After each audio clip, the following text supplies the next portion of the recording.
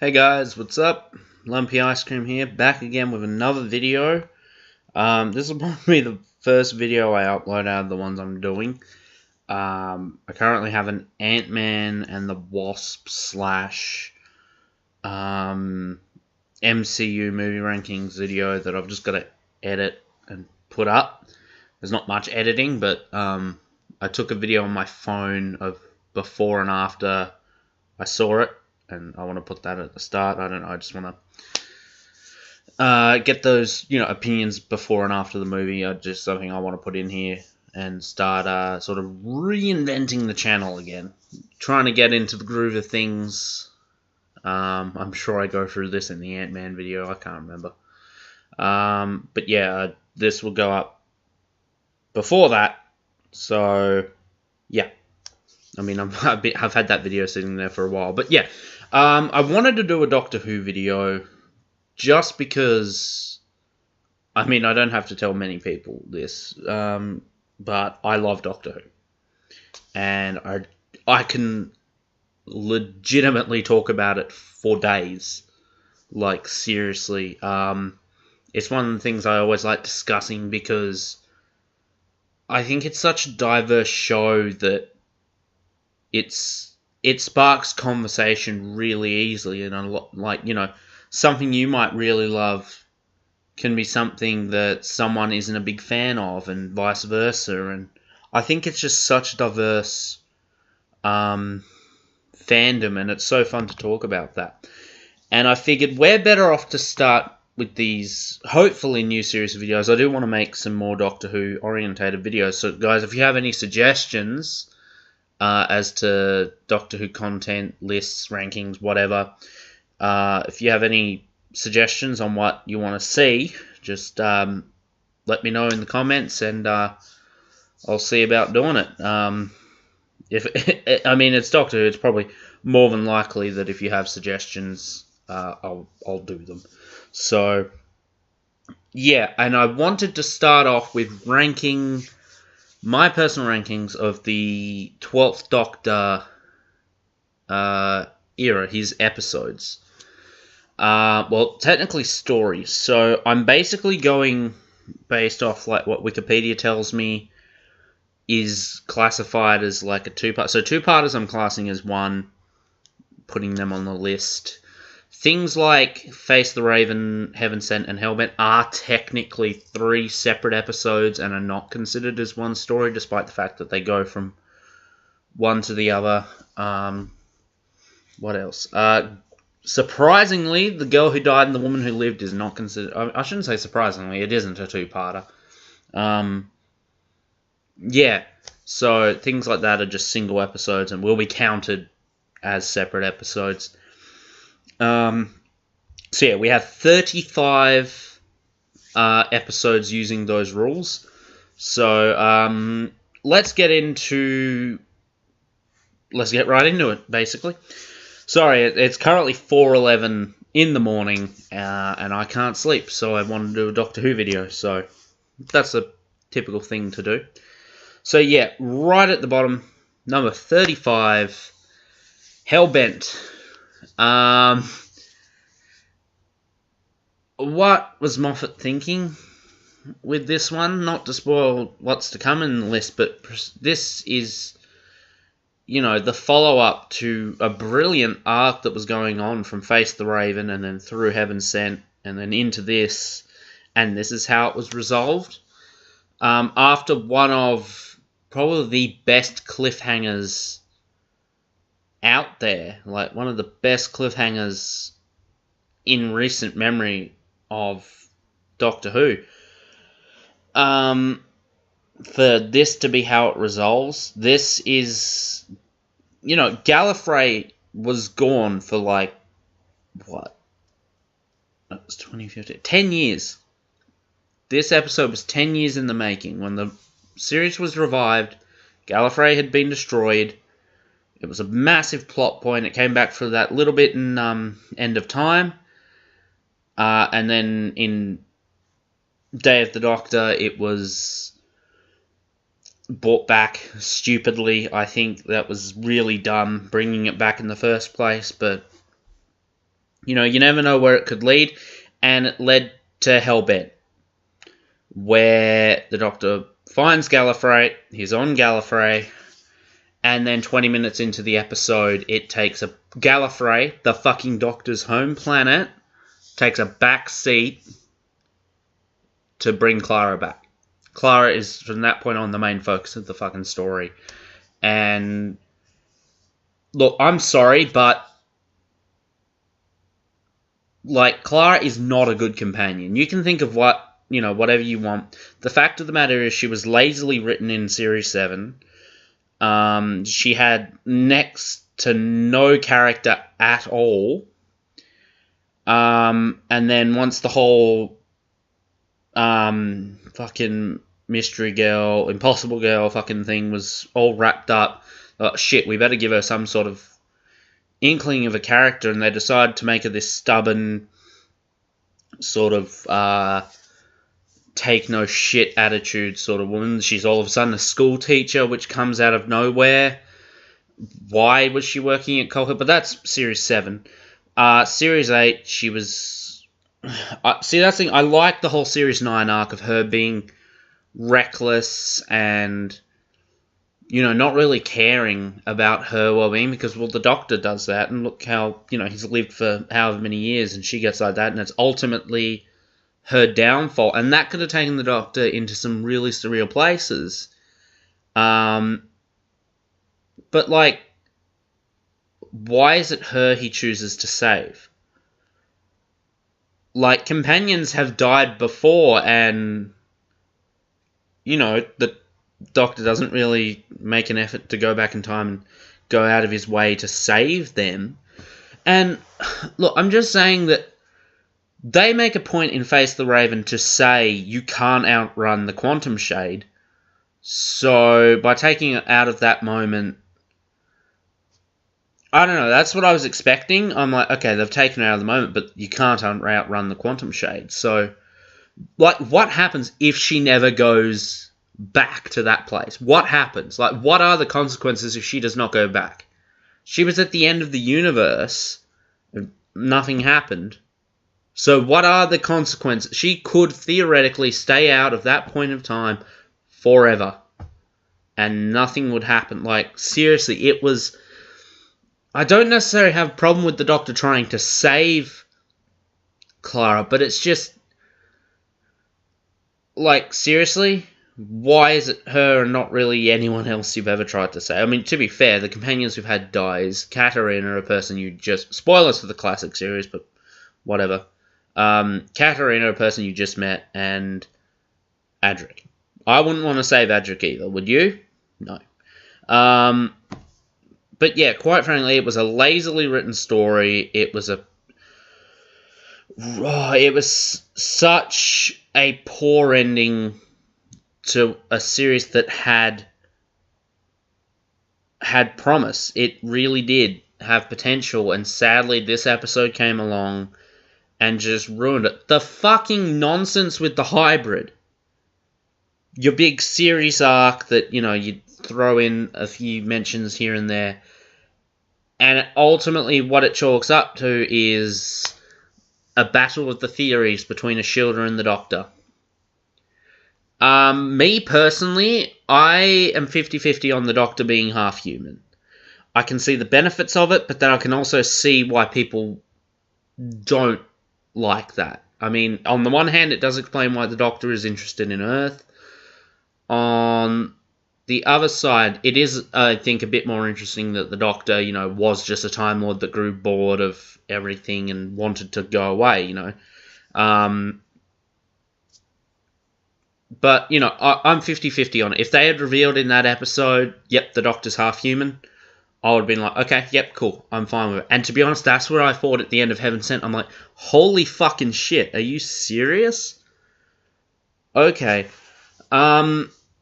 But I mean, to be fair, the whole warrior races thing, the Time Lords kind of became warrior race-like, but weren't really. I don't know. It's a bit of a loosey-goosey thing. Oh, and the guy they get to play Rassilon, I've heard that they did want to get Timothy Dalton, but he was busy. But Jesus Christ, they got the most over-the-top, annoying, just boring dude that they could have got. I don't understand how you can be so over-the-top and boring at the same time, but this guy achieves it. I did not find him menacing. I found him laughably horrendous.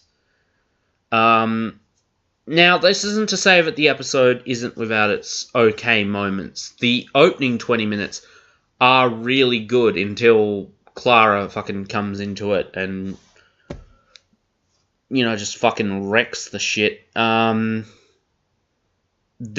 choosing to have the Doctor forget about Clara, that was good. That was a nice little thing they added at the end there. But yeah, that's all I can really say about Hellbent, is it ruined so much shit. Like, seriously, that arc was building up, and it's usually always the way with three-parters. I mean, we look at, or trilogies. You look up Utopia. That was really fucking good. Utopia was amazing. Sound and Drums was a little bit, okay, we'll see where this goes. And then Last of the Time Lords just wrecks it. I mean, it was nowhere near as fucking bad as Hellbent. And then, of course, the Monk trilogy, but we'll get to that when we get to that. So yeah, Hellbent at the bottom. And honestly, number 35 and number 34 could very much alternate. I'm undecided at this point. I do agree with Hellbent is definitely at the bottom, because number 34 is Twice Upon a Time. I was so excited for this, and this is technically, I guess, another, if you want to get technical, I guess this could be considered part 3 of a trilogy in a way, because it follows directly from the Dr. Falls. It is a completely different storyline, but it is sort of like very much the aftermath of what happens there. But this episode was so disappointing. Okay, first we'll talk about Peter Capaldi in his send-off. I do not understand the Doctor's motivation in this episode. Legit, it is just an hour of them doing nothing. And his regeneration scene is... It's sad, because you go through his entire era, and you just watch, and all of his speeches, and you think, oh yeah, you don't want to think about when he's going to regenerate, but you can tell when he does, it's going to be devastating and depressing, and probably one of the saddest regenerations we'd ever see. And it's okay. It's mediocre. It's a mediocre regeneration scene. I like the idea that he's kind of giving a speech to his next self, and sort of like a to-do list of being the Doctor, and that was okay, but it felt really lackluster. I was expecting myself to be a mess by the end of the episode, and I wasn't. I felt the Dr. Falls was a lot more emotional. It was a much more raw episode, and to be honest, when you look back at the Dr. Falls, if he had regenerated there, it wouldn't have been big, it wouldn't have been bombastic. It kind of would have been a little bit of a silent, you had the big action build-up, and then you had a sort of quiet regeneration. There's nothing wrong with a quiet regeneration. Pertwee's regenerations is one of the best, and that is literally, he comes in, falls on the floor, and says a few words, and dies.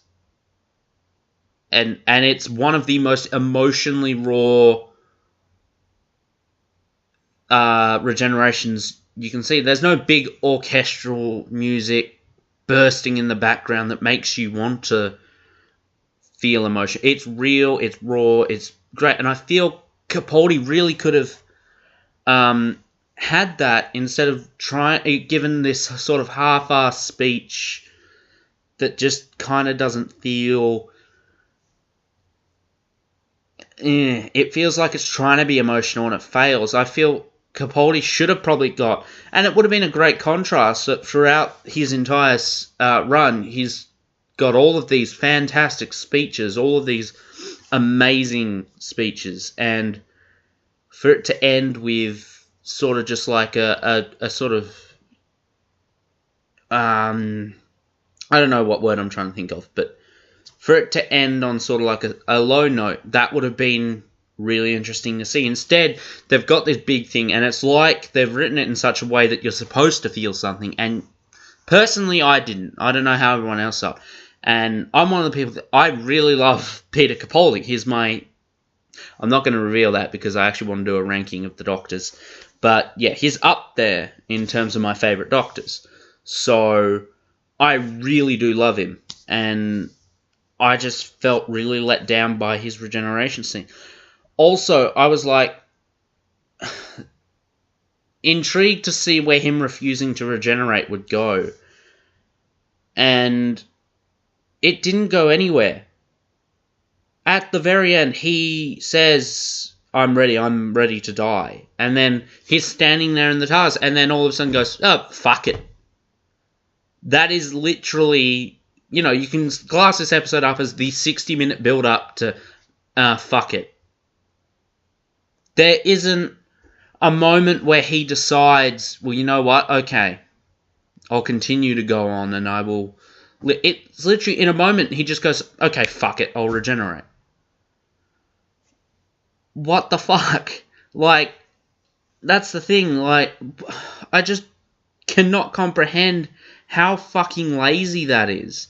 Like, the Doctor does not go on a journey, he's not confronted by anything in this. Hell, it's the one thing that probably could have made the fucking... stupid nonsense with... I can't even remember the name, but the glass women thing. Them turning out to be good guys. There's no evil plan. There's no... That could have fucking been your motivation for regenerating. Because, you know, you're like, oh, well, as much bad, awful things as I've seen, there's this good. And you can't take everything at your face value. I don't know. I'm just trying to think of this shit in my head. And I'm, quite frankly, putting more thought into it than the writers did. Or Moffat did. Fucking just decides, fuck it, I'll regenerate. That is lazy writing, and quite frankly, I think that's how Moffat's era can be summed up. It's a bunch of promise, but ultimately let down by lazy writing. It's just the most lackluster thing that I've ever seen, and it's disappointing because Capaldi deserved so much more than what he got in this episode alone. His humour, as always, is on point, but his acting is on point. But again, it's just a bad portrayal, a bad regeneration story, a lackluster one. And then we get the first Doctor that turns this lackluster story into a horror movie, and not a good one. I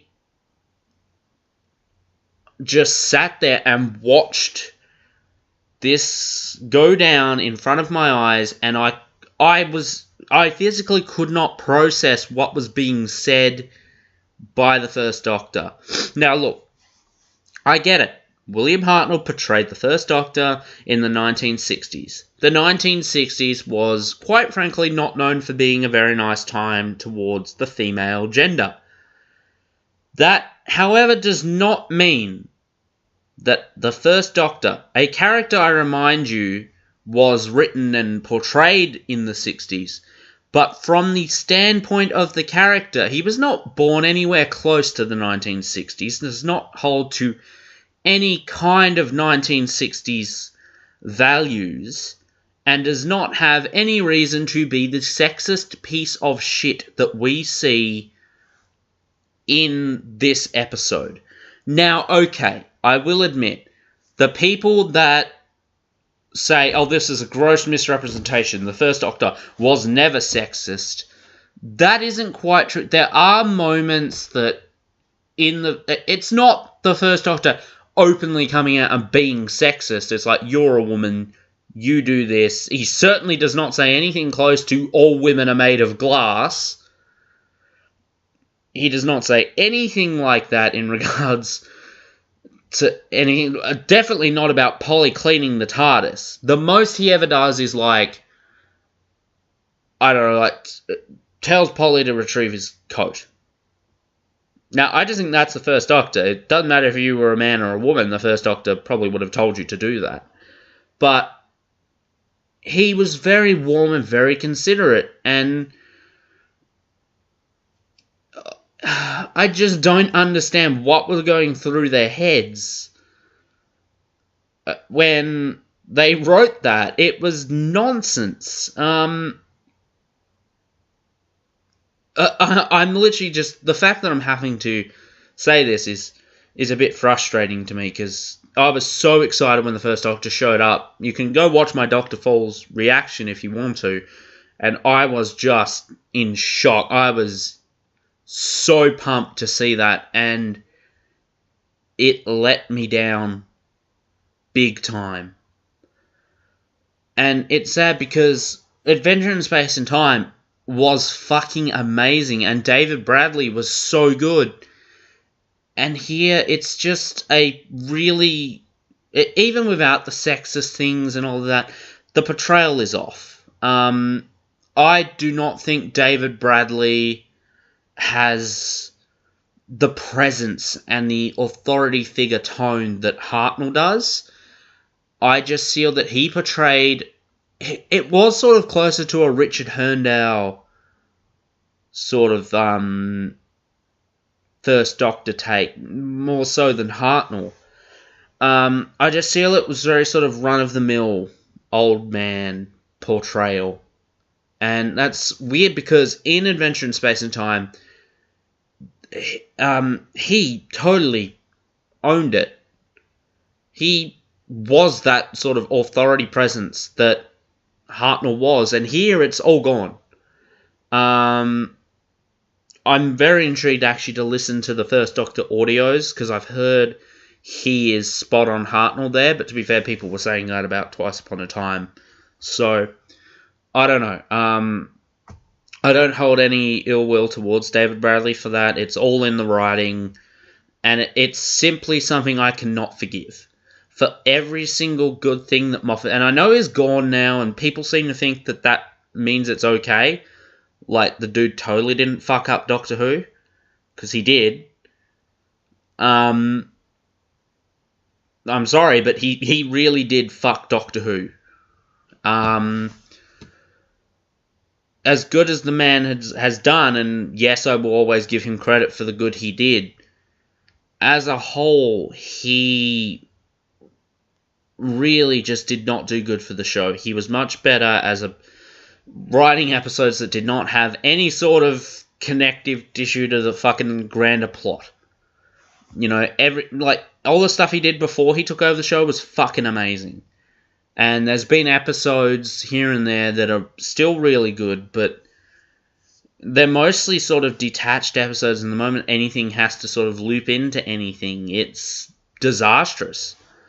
But yeah, Bill was totally not needed in this episode, and it was just sort of really lackluster. Like, they could have had Bill... I think it was really good for them to just send Bill off the way they did. I kind of wish that not that she stayed dead, but she did get that ending with Heather where they sort of go off and sort of thing. Or maybe, like, I don't know. I think it was a bit cheap to do what they did, but oh well. Well, not cheap. I'll explain that when we get to that episode, but to have it here, the nonsense with Clara and him getting his memories back, I think that was a bit... You know, I just feel that I wish there wouldn't be all these happy-go-lucky endings with Doctor Who, because sometimes it's just not the case. And, you know, I just feel like that the Doctor losing his memory of Clara was the one sort of thing that kind of made up for them bringing her back, and now it was gone. It's just out the window like that. I kind of wish we didn't get that little bit with Nardole either. I don't know, but the only part that I really, really, really fucking liked in this episode was the Christmas ceasefire. It has a name, I can't remember, it's disappearing out of my head. But that was genuinely touching. That part was really good, and I don't know if it was intentional, but I think it was nice with it being technically a First Doctor story as well, that it did have that bit of history in it, because for those that don't know, the First Doctor's era was a more sort of educational look at the program. It sort of like had, the future episodes were sort of about teaching kids about science and stuff, and then they would do pure historical episodes where they would go back in past, and there'd be no aliens other than the Doctor and the TARDIS and the crew. That were the only sci-fi elements, and the rest was just pure historical stuff. And I it would have been interesting to see 12 and the First Doctor in an element like that. But nonetheless, we get the reveal that Mark Gatiss' character is the Brigadier's grandfather. Everyone kind of saw that coming, especially because they never referred to the character by any sort of name other than the Captain, so army dude with a mustache must be the Brigadier, or a relative of the Brigadier. The people that were saying that he was playing the Brigadier are like, what? Okay. If you say so. What else? Rusty coming back was totally not necessary. It took me by surprise because it was shit. I don't think anyone really was begging for Rusty to come back. And I'm sorry, but are you trying to tell me that the Matrix, the depository of all knowledge in the universe, pales in comparison to the Dalek hive mind? Did they honestly try to pull that off as a convincing answer for why they went and found Rusty? They could have said, I don't know, let's not go to Gallifrey. No, but they decided to say, oh no, that's not enough. The depository of all knowledge in the universe won't have the answers we're looking for. But the Dalek will. The Dalek might not even help us. He could shoot us all on sight, but and evidently he does try to do that until the Doctor's like, hey, it's going to destroy the Daleks and whatnot. It's fucking dumb. It's really fucking stupid. I think I prattled on with that nonsense. We're like half an hour in, I've just gotten to the first two episodes. So anyway, let's go right in number 33, and this one luckily will not require much explanation as to why it's here on the list. Kill the Moon. It's dog shit, basically. If it weren't for Twice Upon a Time and Hellbent, this would be at the bottom. There's nothing to like about this episode, but I have to chalk it up to the fact that it's going up against the series finale that had a lot of promise, and a regeneration story, which, quite frankly, those two are more important. This is just like a standalone story in a season. So that's how I sort of chalk it up. I have nothing kind to say about this episode, by the way. No kind words whatsoever about Kill the Moon. I had kind words for the other two at some parts, but that's the way I see it, is like, okay, yeah, this episode on paper may be worse, but the fact that the other two should have been so much more, and I have more positives to say about them, but because they were so much more and they were so much worse, then yeah, that's why. Just feel I have to justify that. But yeah, I have no kind words to kill the moon. It was again sets out to sort of villainize, not villainize, but paint the 12th Doctor in an unsympathetic fashion.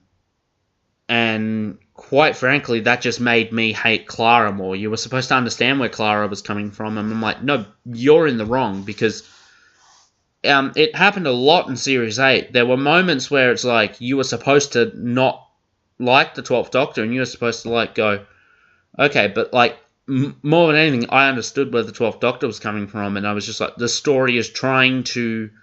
It's not even putting him naturally in a position where these characters cannot agree with his standpoint. It's so fucking just stuck together with tape that it's not believable that the Doctor... Like, why does the Doctor all of a sudden decide to just go, okay, bye, it's your planet, you decide? Why? This is the... If it was earlier in the season, sure, okay, maybe. This is how the Doctor does things. But this is 7 episodes in, where he has countlessly saved... okay, so let's say, deep breath. He saves, he's like, I don't agree with what you guys are doing. I will protect the Earth and all this shit. Well, not necessarily the Earth. I don't even think the Earth was really at stake in that episode, but... Yeah, you get what I mean. Into the Dark. I'm just trying to think. Robot Assured, he saves the Earth, I guess it's different because, he's making... It's a decision that has to be made, not I have to save the world. But it was just fucking dumb. It was really dumb. And, like, he could have just said, I'm stepping back, you guys can make the decision. Instead, he just decides to lead them, and it was fucking irritating. And then Clara just tears into him at the end, and I'm like, fucking seriously? You're just setting up unnecessary tension at this point, and it's irritating because she's back in the next episode. So what was the fucking point? And then the moon being an egg, and then the baby immediately laying an egg that's probably twice the size of the creature. Okay, whatever. I'll go with it. I don't want to talk about this episode anymore. It bores me to fucking tears. Capaldi is boring in this episode. No fault of his, but the script just does not give him anything to do. Anyway, moving on to number 32, Listen. One of the most overrated episodes. I don't understand how people can like this. I'm being straight up honest. It is one of the laziest written episodes I have ever seen. The start is awesome. The opening, the pre-title sequence with Capaldi giving the monologue, fucking brilliant. Chilling. The trailers got me really hyped. And what we get is a bunch of shit happening, and none of it's resolved. The Doctor, at the start, has this theory about, okay, well, what if there was such a thing as perfect hiding? You would not know if a creature is capable of perfect hiding. And I'm like, silence, but alright. And then when he shows up to Clara, he's spouting some nonsense about having dreams and under the bed and everyone's had the same dream. Okay, but that does not actually have anything to do with what you were saying at the start of the episode. It's probably loosely connected, but it's fucking bullshit. How do you make the association between perfect hiding and everyone in the universe having the same dream? How does that happen? And then they go off with the fucking Rupert Pink nonsense and... why? If you're just gonna fucking reveal... Like, are they trying to say that... Why did he change his name to Danny? Like, why was that needed? Like, it's not like it's a... he just goes Rupert Pink, and then, like, 2 seconds later reveals he's gonna change his name, so you know it's Danny. It's like... What? And then the fucking kid or thing under the bedsheet, that's not resolved. I mean, it looked to be an alien from the sort of out of focus shot you get of it. I do think it was an alien, but it doesn't fucking go anywhere. It's just dropped, and then they go to the end of the universe, and something's out there, but nothing. It goes nowhere. Again, all of these things are fucking introduced. None of it is tied together in the slightest way. And it is just not. And then they're on Gallifrey with the First Doctor, and then they make Clara the most important person again because she tells the Doctor about fear being a superpower and all this stuff, and then she sprouts some nonsense about, well, what if all this here was just, because someone had a bad dream sort of thing. It's like, well, yeah, that's what the Doctor's fucking point was from the beginning, and that doesn't explain why everyone else has the same dream. It is legit the most incoherent fucking episode I've ever witnessed, and it makes no fucking sense from start to finish. Things are introduced and dropped in a matter of scenes, and it is really, not a great episode. It is not even a good episode. It is bad. It's straight up bad. Correct me if I'm wrong, but did this not, win an award for something? I don't know. And the fact that it didn't win an award for worst piece of shit I've ever damn seen, I don't know. Well, obviously not worst. It's number 32, sorry. But why did people praise this episode? It is legit inconsistent. People praise it for that as well, and I'm like, why? It's incoherent, and it just introduces... Okay, there being no real threat, sure, that's cool. But the fact of the matter is that each thing that's introduced has nothing to do with the last. It's thrown out the window, and there's clearly threats present. Especially at the end of, the universe. There is clearly something out there. So you can't just go, oh, well, it was something happening. There was something out there, clearly. You can't sort of explain it away as, oh, well, it was a kid under the bedsheet. Because, sure, that might have been. That's a good enough excuse. But there's no excuse to say what that was at the end of the universe. Anyway, I'm sick of talking about that one. 31, this one's going to be quick. Flatline. A lot of people love this episode. Not my cup of tea. Sorry, I find it to be a really boring and, pardon the pun, flat story. There's not a lot to it. Capaldi gets an okay speech at the end, but it feels a little bit forced. And a little bit un-Capaldi-like, if you ask me. Especially for Series 8 Capaldi. It just feels like a sort of Tennant speech. I can picture Tennant doing that speech. I don't think it fits well with Capaldi. The Boneless are okay, I guess. We have one of the most annoying characters with the old man who seemingly just wants to be a fucking prick just for the sake of it. Why does he... That one fucking scene that just has to advance the plot. Why does he reach into Clara's bag? Purposely reach into it and physically grab the TARDIS, causing it to go over... Why? Other than the fact that the TARDIS needs to be down there to go into siege mode, and... It's nonsense. It's really bad. It was kind of maybe a little bit creepy at times, but not overly, and... Yeah, I just personally did not like it. There wasn't much to like for me. Yeah. Number 30, Into the Dalek. Bad. Sure, unique-ish concept for a story, and at this point, you need to sort of think about the Daleks and how you utilize them, because obviously they need to show up each season, which is actually going to be interesting with Series 11, because they say there's going to be no returning monsters. It's all new, so what's happening with the Daleks?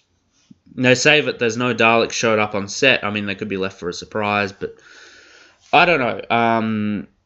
It'll be interesting to see. But yeah, Into the Dalek, I don't like it. Again, it's more so antagonizing the Doctor.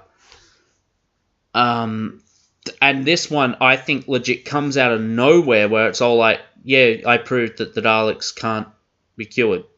That's what I just proved. It's like, well, weren't they sent in there to correct something anyway? Like, find out what's wrong? And the Doctor did that, and all of a sudden they're turning against him, and Clara's smacking him, and he's the worst guy ever, sort of thing. I'm like, why, though? Like, legit, why?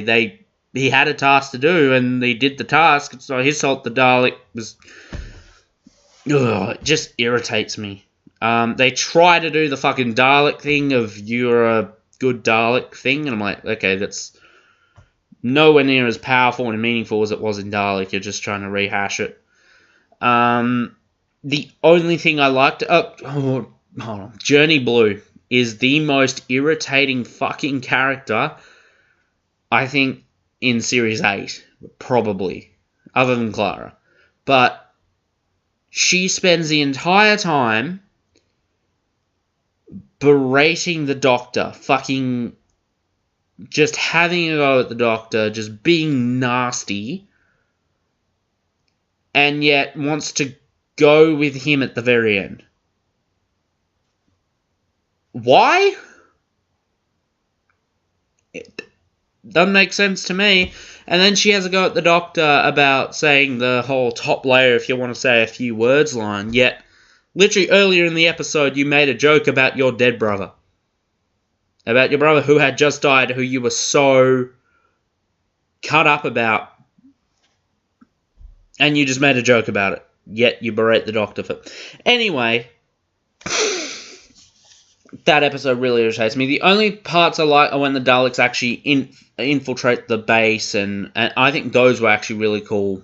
It sort of really did a good job at making the Daleks seem a bit more menacing, and it felt a lot more like, say, sort of Power of the Daleks tone, I think. Like early Dalek tone, where it's just sort of them going through a place, shooting everything that they can see, and it felt real. Like, there's no big fucking orchestral nonsense going on with swarms of Daleks flying about shooting, not shooting people, but shooting at things, and they explode and people go flying. This is like, they're going around, they're shooting people. It's great. I like that sort of Dalek thing. I think it's a lot better than Dalek shooting things and those things exploding and people flying all over the place. This is a lot better. I really like that. So, yeah. Number 30, Into the Dalek. Moving on. Number 29, The Eaters of Light. Just a bland, boring episode. There's not a lot I like. There was the nonsense with the crows, which, to be honest, I just found laughably bad.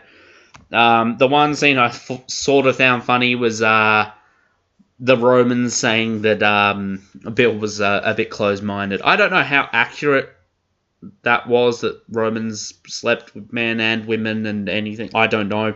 I don't claim to be a historian or know that much about history, especially Roman history. I know bits and pieces, but yeah, I don't know how accurate that was, but it was a funny enough line, I think, and Bill's reaction was just perfect. But yeah, other than that, it's not a story I particularly am keen of.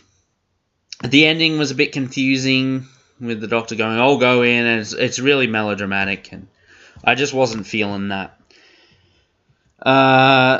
Number 28, The Lie of the Land. This was just a bit shit, wasn't it? I was really disappointed by this. And to be honest, it was the problem with Series 10. I love Series 10, I'm just going to say that. The problem was the marketing. I feel that regeneration scene, the fake-out regeneration, probably wouldn't have been so infuriating if they did not blatantly put it in the trailers. If they did not put it out there on display that, oh look, there's going to be a regeneration, I wonder what's going to happen, then it probably would have been like, what the fuck? And I feel they shouldn't have put in the trailers about the Doctor joining the monks. It shouldn't have been in there. I almost feel this should have been a two-parter. And you sort of get the big build-up towards what's going to happen, and they spend the entire time trying to find the Doctor, and then at the end of the episode they find him, and he's oh my god, he's joined the monks. I don't know. I feel like it probably. I kind of want to do a series of YouTube videos where I rewrite Doctor Who episodes, because I have a really good idea for how I think Live Land should have actually happened. So, but. That's a topic for a different time. If you guys want to see that, then let me know, and I'll be happy to do it. But yeah, Live Land. It's that element of it was really disappointing. It was really bad, and it was just a lackluster finish to the Monk trilogy, which I think personally was shaping up to be really nice, and it just fell apart at the end here. The conclusion with the whole Bill's mum thing, it wasn't bad, but I'm just sick of the power of love being preached and everything. And yeah, Live Land, disappointing more so than terrible. I mean, it was not good, but it was pretty bad. Pretty disappointing. Anyway, 27. This may shock a few people, but Sleep No More. I put it up this high, if you can call 27 high. A lot of people would say 27 is high for Sleep No More, because I don't personally hate it. There's nothing that offended me as a Doctor Who fan watching it and going, what the fuck did they just do? It was just a bit laughably bad. With the sleep monsters, that was, I actually highly recommend. I don't know if it's still up, because I checked on the Thick Plus Fin Productions channel, which was me and my friend Tim's joint channel, if you didn't already know. And the reaction we did to this with my brother Joel, oh my god, it was hilarious. My brother is just on fire throughout the whole thing. He's so sick of the episode shit by the end. It's hilarious. I recommend, if it's still up, because I noticed that the BBC all of a sudden started taking some reactions down, despite the fact they'd been up on, YouTube for 3 fucking years, and now they decide to try and take them down. But alright, I don't know if that's one of the ones that survived or not, but if it's still up, please check it out, because it's a fucking ripper of a reaction. But yeah, this one, it didn't offend me. It didn't piss me off. It had an okay premise behind it. I kind of would have actually been intrigued to see what a sequel to this would look like, because Mark Gatiss was planning to write a sequel for Series 10, but luckily we didn't get that, and we got Empress of Mars instead, and that's good. So we'll talk more about Empress of Mars when we get to it. But yeah, Sleep No More, I didn't hate. Well, I don't like it. It's not a good episode, but I did not hate it like the other ones lower down on this list. Next up, 26, In the Forest of the Night. This is basically here just purely for Capaldi's reactions with the kids. He is on fire in this episode. It's a really bad fucking story. It is shit, but Capaldi makes up for it. His acting is superb as always. I just love when Maeve runs off and the other kids are like, Maeve's missing, and the Doctor's like, ah, or whatever he does. But it's fucking hilarious. Well, when Maeve actually comes to the fucking TARDIS door and he's just like, just wants to send her off and shit. Yeah, it's really good. I love it. What I don't love, however, is the annoying ginger kid, because she's Peppa Pig.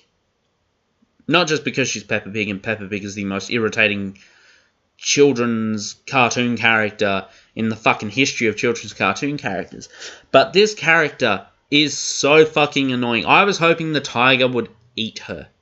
Like, fucking seriously, she was that irritating. Ugh. Anyway, I don't condone violence, especially violence against children. We do, however, find it hilarious. No. A little bit of Team 4-star joke there. So, please no one think I was actually being serious. No. Child violence is not good. Violence in general is not good. But it's funny how I condone a tiger eating a child, but violence against children, no. Loose morals? I don't know. Anyway, it's fucking 5 o'clock in the morning. Cut me some slack, okay? Anyway, yeah, In the Forest of the Night, that child was irritating. Capaldi was good. Why the fuck was that child in a bush for a year? What happened there? I had no idea. Was she legit just hiding in a bush? I think my favourite part is when she goes, I knew you were here all along. I'm like, well, why the fuck didn't you look? Stupid child. Was her sister just not a very nice sister and they actually didn't secretly want to find her? I don't know. Anyway, 25, The Girl Who Died. It's shit. Basically, Odin is the most over-the-top, punchable-faced villain I've ever seen. It was originally going to be Brian Blessed, and instead he was busy, so they got this guy who... Oh boy. If people criticize Brian Blessed for overacting, this dude... Brian Blessed has nothing on this dude. It wasn't even laughably bad overacting. It was hurtful, painful overacting. What else? Capaldi was funny. The scene where he wants to train all the leftover Vikings and the Sonic sunglasses getting snapped in half. That was really good. Scene they came back. Anyway, and the last scene of Ashilda, all smiling, and it circles around, and then it just gets back, and she is just distraught. That was really good. Unfortunately, the episode itself is a bit shit. The Maya are cool-looking villains, but they don't do anything. It's just a bad, lackluster episode. Next up, 24, The Husbands of River Song. It's just okay. I don't necessarily hate it. Nardo is at his most infuriating in this episode, but that's when he was just a one-off character, and they didn't really plan to bring him back. I feel it was unnecessary to have this episode. I like that mini-sode where with the two Matt Smiths and Rivers all like, oh, he's taking me to the Towers of Beryllium, and just the look on the Doctor's faces. It says more than what I think this episode could. But it was really good to see the role sort of reversed on River Song, because she's always sort of in control, and it's great to see the Doctor just gleefully, he's like, I'm the Doctor, and she has no idea, and all this stuff, and that part was good. Greg Davies is a bit over the top, but it's kind of hilarious. What else? The ending scene on Beryllium is pretty good, I will admit. It's an okay episode. There's nothing I really outright hate about it, but it just feels a bit lackluster, a bit unnecessary. 23 is Knock Knock.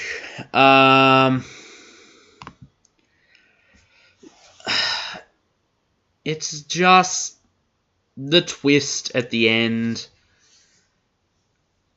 It doesn't really make sense. I wish they would have kind of explained why he was keeping that secret from him. And I think they had it right there in the episode that she only went along with it because she thought that he was her father and that he, knew what was best. And then when she found out she was the mother, she's like, no, this can't happen. I feel like if they had explained that, it would have just felt like explaining. So, I don't know. It's not a huge complaint of mine, but it's just a bit weird. The twist did get me. I was like, holy shit. Okay, that's interesting. And then I feel like if all of those kids had died, it would have been too dark a thing to put right there in the season, especially with that being Bill's 4th episode, and all her friends dying. So I'm not as mad about all of them coming back. I think maybe if only a few of them made it out, like the last few ones to die, and it was just too late for the others. I feel that would have been probably better, but other than that, Davis Suchet does such a great job as the landlord. He is creepy, but he's not stereotypical creepy. There's a real layer to his performance, especially when the sort of veil comes off and it's real. He is the son. He turns into a child. It's clear that this guy had never had a life outside of keeping his mother alive, and that really hit home for me. That was a really effective twist. Next up, 22, Robot of Sherwood. It's a fun episode. I can watch this episode and have a good time, but it's not a good story, which is weird. I don't like it. I don't love this story. I don't really like it. It's kind of a mediocre episode, but I have fun while watching it. And I think it just comes down to... sorry, I just saw a thing here. It just comes down to the fact that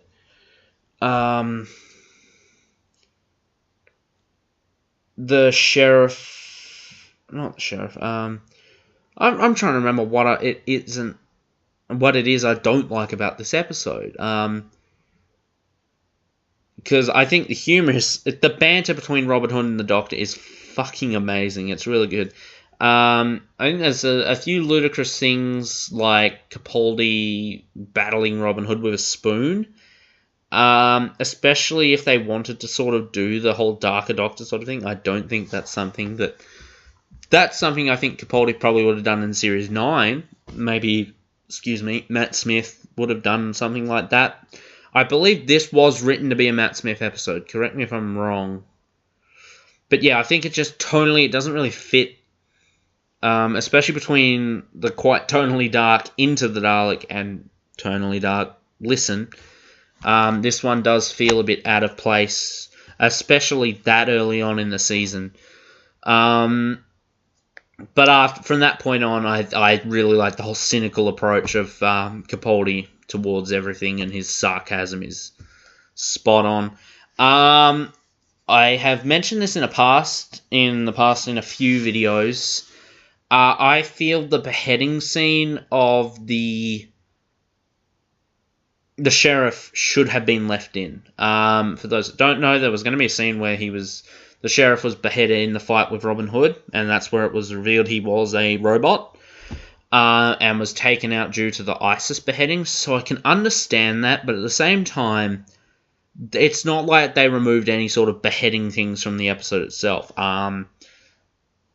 One of the robot knights gets beheaded, maybe even two, I'm not sure, but definitely one gets beheaded. The Doctor continuously says how he would like to see Robin Hood beheaded, and he would laugh about it and pay good money to see that. So, personally, I think what is worse, your main character talking about, your main hero talking about paying to see someone beheaded and finding amusement in that, or a key plot reveal that, yes, shows it doesn't you don't actually physically see him get beheaded. I think the Robin cuts, I think you can actually see in the episode where the cut would have happened.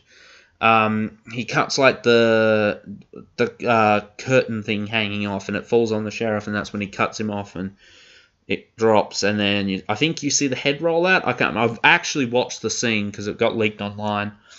And then you see the body stand up and the head's still talking, and he puts the head back on, and that was the big reveal that the sheriff was a robot. And it makes sense because Robot of Sherwood, it's in reference to the sheriff. Without it, it's kind of like, okay, why is it called Robot of Sherwood when there's multiple robots? But yeah, the pacing of the episode feels a bit rushed, which I think helps it kind of be watchable and fun to watch, because it does move along so quickly that you don't notice it. I wish it could have just been a little bit longer, maybe. I wouldn't say 2-parter long, but just a few minutes longer, maybe, or maybe even 50 minutes. I don't know.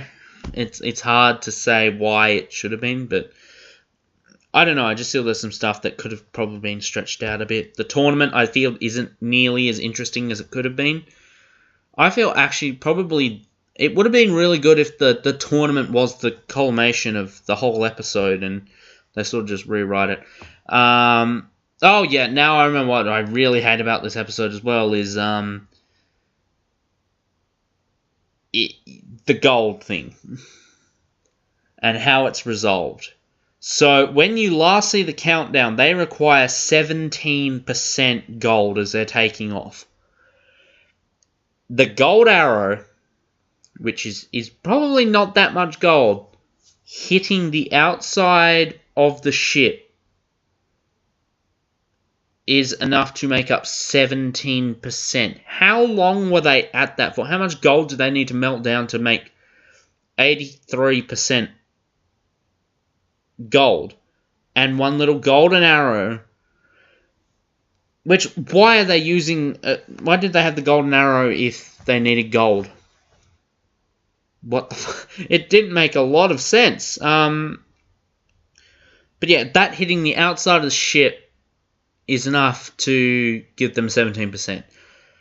It was fucking lazy. It was really bad. But yeah, other than that, it's a fun story. The plot's a bit thin, but yeah, it was pretty good for what it was. Next up, 21, The Magician's Apprentice / The Witch's Familiar. The first two-parter on this list.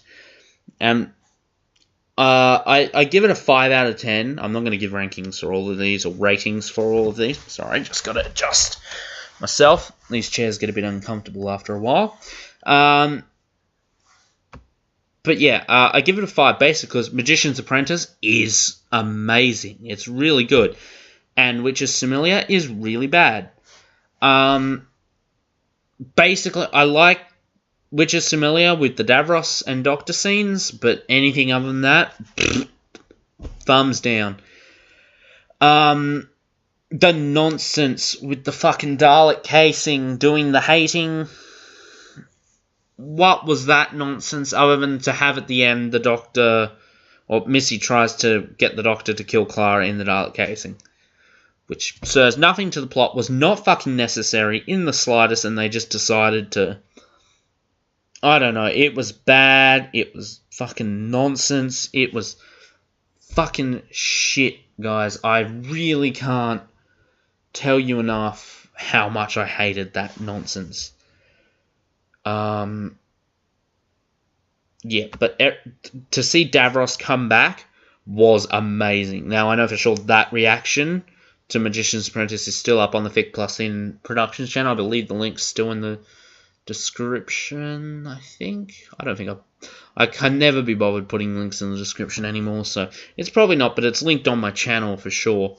So yeah, go and watch that reaction, because I was not expecting it in the slightest. I was ecstatic. I was amazed that Davros was back, and when it was Julian Bleach, who is my second favourite Davros, personally, I just want to say, because it's not really deserving of its own video. There's only 4 Davroses.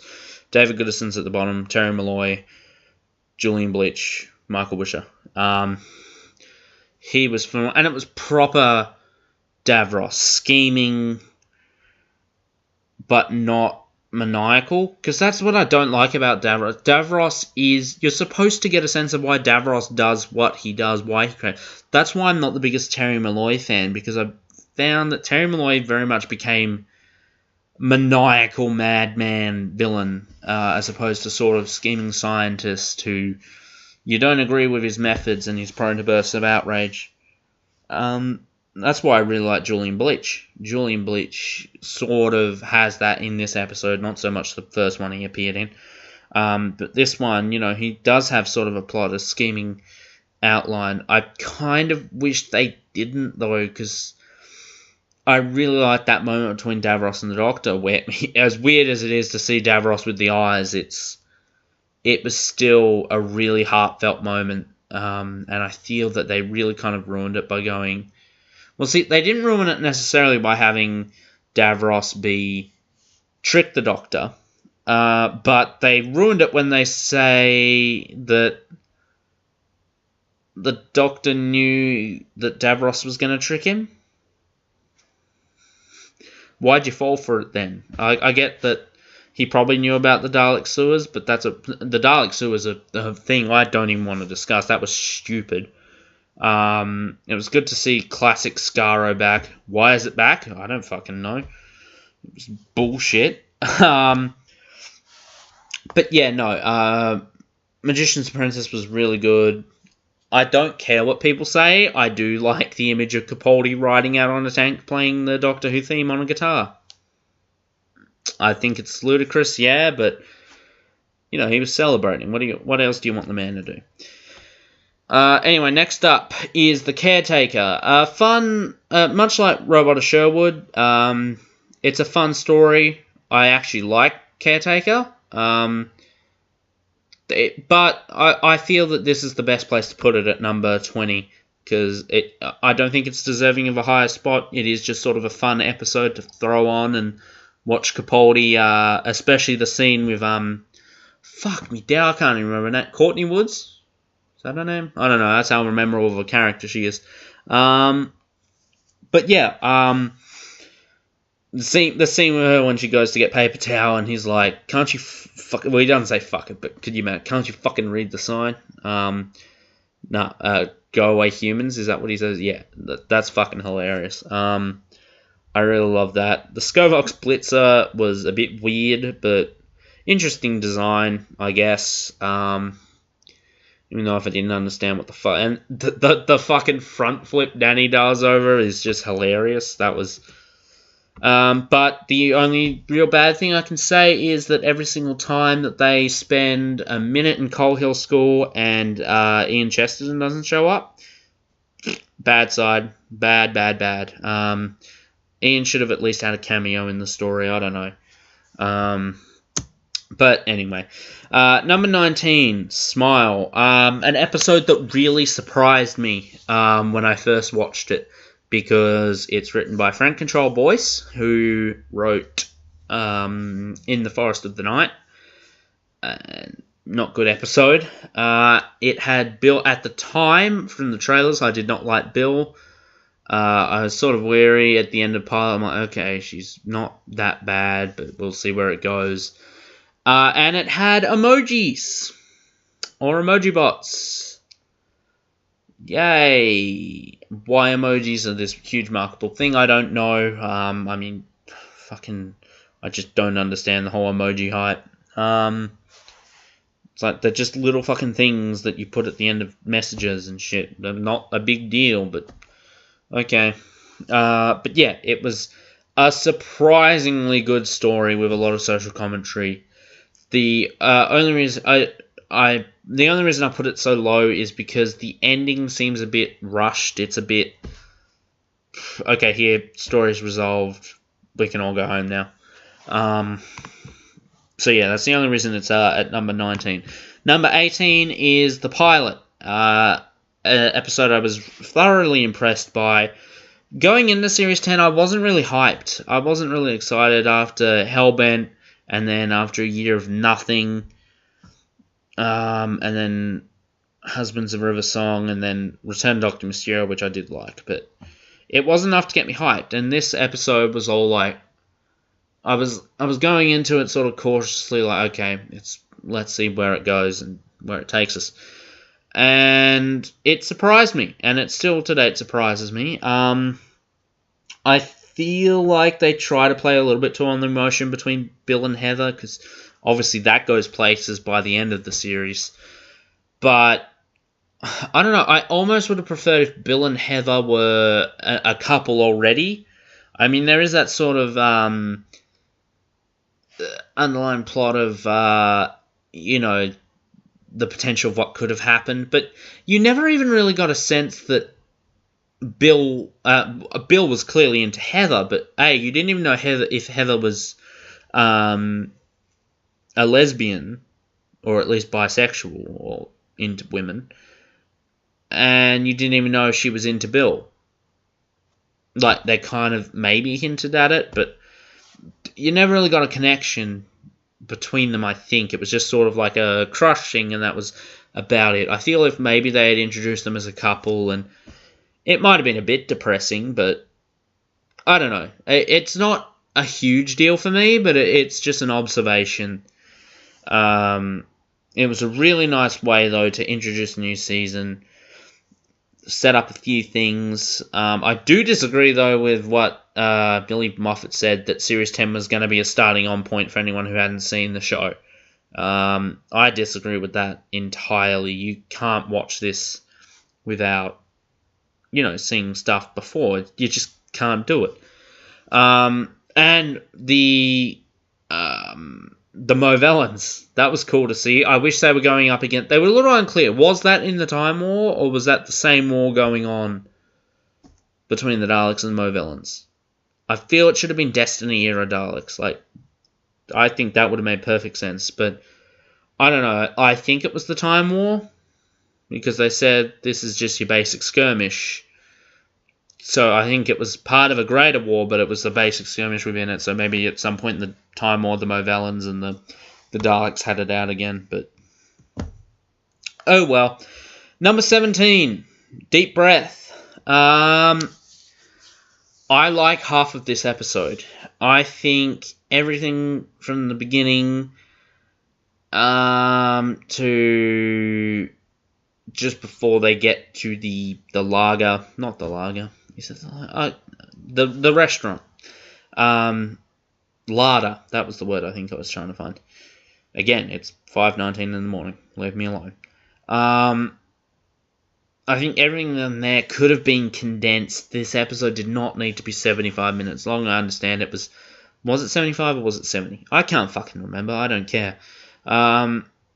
Everything after that point, from the restaurant scene onwards, great, brilliant. I love it. But I feel everything is just filler before that. Obviously, the pre-title sequence was needed. I'm not the only one who finds it weird that the Doctor gets a haircut between Time of the Doctor and Deep Breath, but just me, I guess. I think everything from that point towards the restaurant could have been condensed. It did not need to be as drawn out as it was. I feel like, if they had more time with the Doctor sort of just exploring London, and they kind of cut back and forth. I just think it didn't need to be as long as it was. I realise I just said that after I said they should give more time to the Doctor, but I don't know. I think keep the scene with the Doctor and the tramp. I think that would have been good, but condense the stuff with Clara and the Paternoster gang. Especially that veil scene. Holy shit, that made no sense and was drawn out to fuck.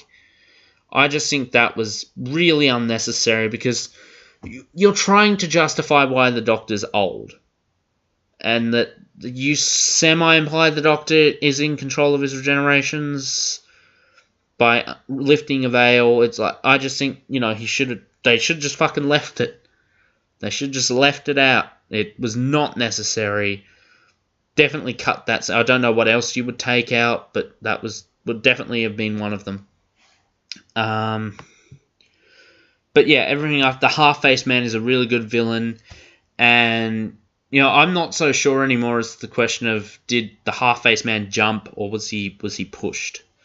It's either way. When you look at it from both aspects, you can see why the Doctor would have pushed him, but you can also see why he would have jumped. I don't know. I really did like that episode. So, well, half of that episode at the end. The Matt Smith call at the end was, I feel, a tad unnecessary. In fact, I think it could have been really good, I think, if, in Time of the Doctor, as much as I do love Matt Smith's goodbye regeneration speech thing, how weird would it have been if Clara had gotten back to the TARDIS and instead of a young Matt Smith walking up, it was Capaldi. And you never really got the goodbye between Clara and the Doctor. And then to have it in this episode, I feel that probably would have been a more emotional punch, because, I don't know, I think that could have been really interesting to see. Especially if it was still sort of old Matt Smith saying goodbye to Clara. I don't think that would have been too... A lot of people said it would have felt unnatural if old 12 said goodbye to Clara, but no, I thought it was perfectly fine. Anyway, number 16, or would have been perfectly fine, sorry. Anyway, number 16, Faith the Raven. It's an okay story, I'm not going to lie. I think it's a bit overhyped, just because Clara dies. I mean, that makes me incredibly happy. I'm just saying, again, don't like Clara. But the stuff they sort of introduced at the start with the Trap Street sort of thing, again, sort of doesn't tie in with what actually happens. Like, the idea of a Trap Street, I don't know, it's weird. I mean, it kind of fits in. It has something to do with streets, but Trap Street, I don't know. Anyway, it's a really fun story. I feel Clara's death is a bit too drawn out. They sort of repeat themselves. I love Capaldi's reaction to the situation. He's just refusing to let this happen. He really sells it for me. And then when he turns to Ashilda and says, she was trying to save you, that was chilling. I love Capaldi, especially in this episode. And it's so weird to go back and watch it and to see Shuri from Black Panther plays the daughter of the woman that was murdered. That's so weird. Because, yeah, I was just watching it. It was on TV one day, and I'm like, that's Shuri. Right? No, yeah. And yeah, it was. So, it's a trip. But yeah, Face the Raven is alright. I feel Clara's death scene is a bit drawn out, and it's sort of a slow kind of story. Not a lot really happens until the end. The big fucking Clara's dead thing at the end. It sort of just treads water until it reaches that point, but it's not bad by any means. Number 15, The Return of Dr. Mysterio. Yeah, I fucking love this story. And it just proves to me that I should really shut my fucking mouth when it, comes to things like this, because a lot of the time if I openly go out and start trashing something, it happened with Batman v Superman. I trashed that all the way up until its release, and then I saw it and loved it. Then I watched the Ultimate Edition and loved it even more. But yeah, all the way up until Return of Dr. Mysterio aired, I was trashing it. I'm like, this is fucking stupid. It's going to suck. There's no way it's going to be good. And it was pleasantly surprising. Sure, it's a bit tropey. It's a bit of a stereotypical superhero fare. But to be fair, why would it not be? This is Grant, who has grown up reading comic books, although I have to say that actor who played Grant as a kid was fucking shit. He was irritating. No offense to the kid, but yeah, it was not good. Also, they had more of those fucking weird, wacky doctor moments that I hate, like keeping a pocket, a fucking glass of water in your pocket, and then just explaining it off because science. I really don't like those. They're really bad. Please stop it. It's not good. It's just weird, wacky nonsense that I'm not keen on. Especially considering you were just in a scene where you were dangling upside down from a fucking rooftop. So why that's water is still in your pocket, I don't know. But yeah, that aside, I think the episode is really good. It's again by the numbers, but Grant grew up reading comic books and now he's a superhero, so of course he'd be a bit like that. But yeah, no, it was a really good episode. Nardole was surprisingly not annoying, especially at that time. Like I'm like, oh, okay, I was not annoyed by Nardole. He was still slightly irritating and not quite like he was in Series 10, but yeah, I like Return to Dr. Mysterio. Number 14, and it kind of saddened me to put it this low on the list, but I just could not really put it any higher. Zygon Invasion and Zygon Inversion. Basically, what's bad about this is, as I mentioned before, the wacky Doctor moments. Like calling himself Dr. Disco and... what else? The fucking question mark underwear comment. That was weird. The UK parachute was a bit weird. But it is to be commended this episode again, I was hating on it. I'm like, you're bringing Osgood back. One of the greatest things about the Series 8 finale was they killed Osgood. She's dead. That's it. And then they decided to bring her back. But what I liked is they didn't comment on whether it was the Zygon or the human that died. That was good. I liked that. I really did. That was really good that they didn't actually talk about it. They did say, well, we're both human and both Zygon. We both were that. So, yeah. Kate Stewart was irritating as always, and why was she wearing horrendous high heel shoes? Like, she is supposed to be the head of this fucking huge military fucking organization, and she's running around in crocodile high heels. It's just dreadful. There's the family thing, the Zygons turning into the families of the soldiers. That I didn't like, just because they're not clear about how the Zygons' powers work in the new series now.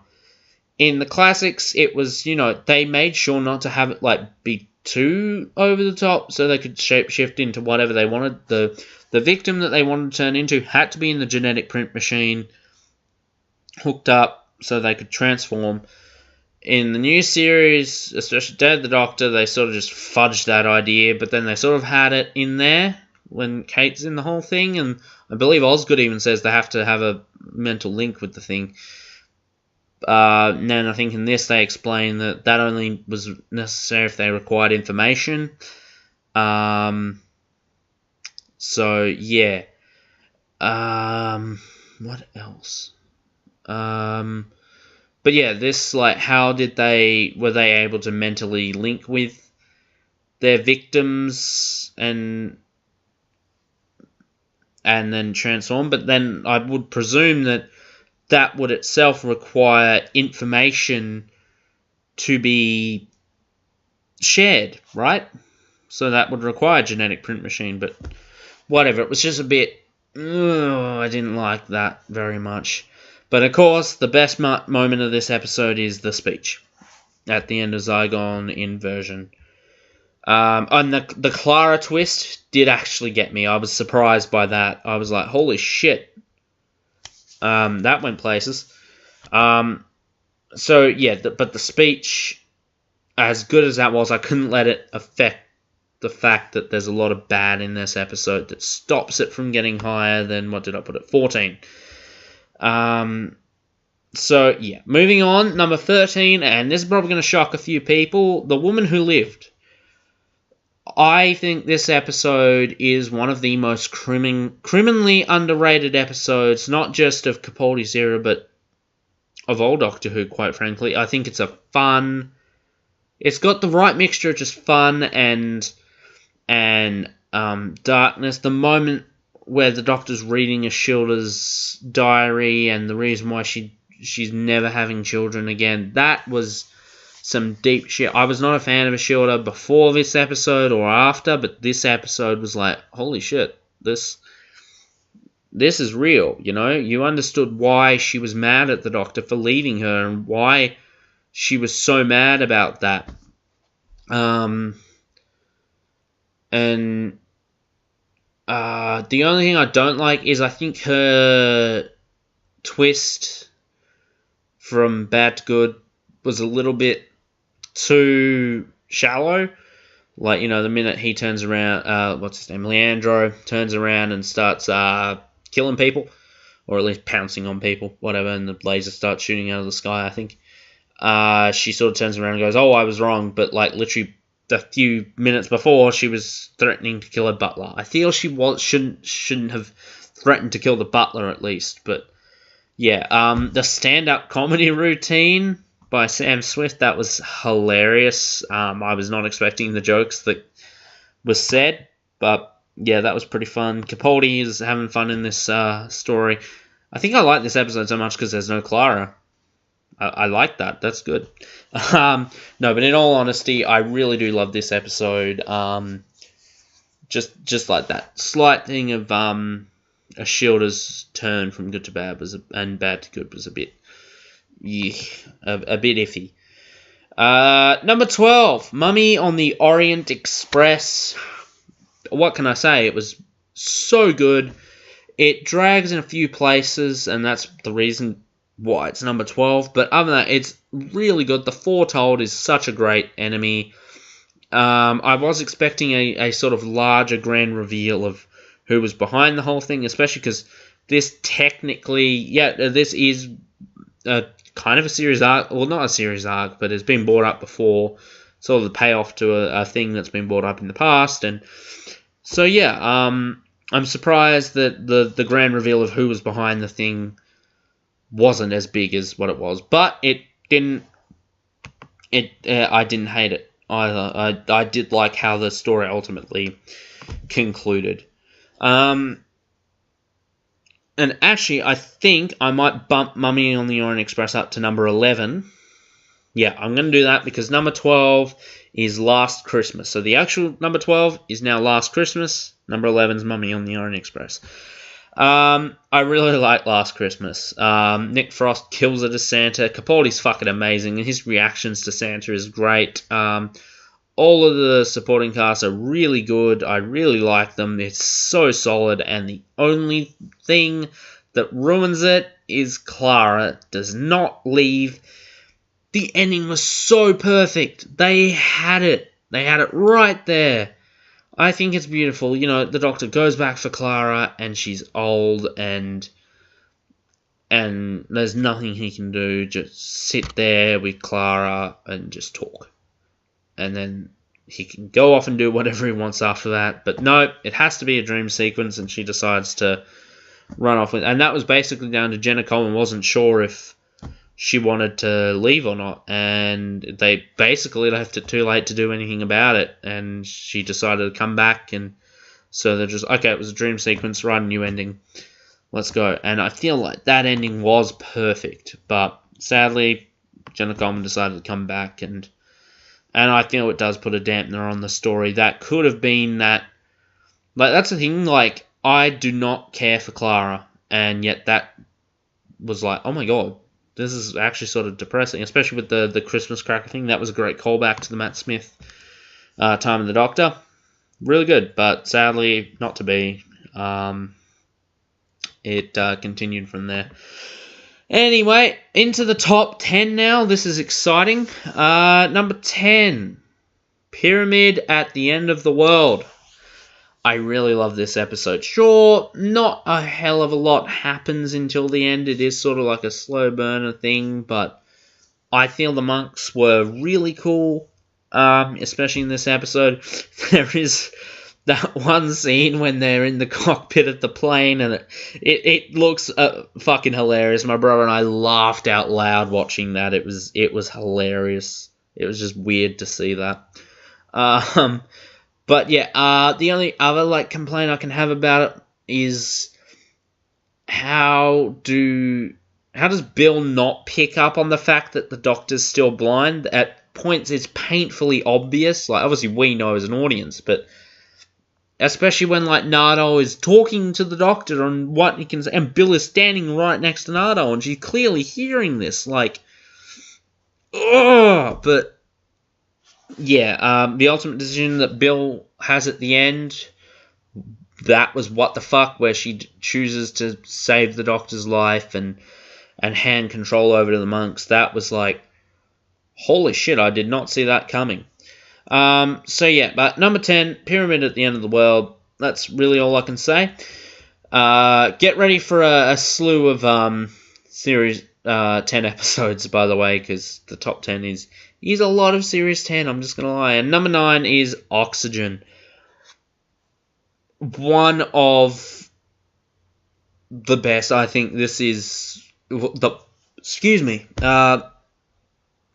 terms of original storylines, or just original ideas, this hits it out of the park. You know, it takes that sort of, not really base under siege, but, space station story, which is not a new concept for Doctor Who. There's been plenty of space station stories. Sorry, just readjusting.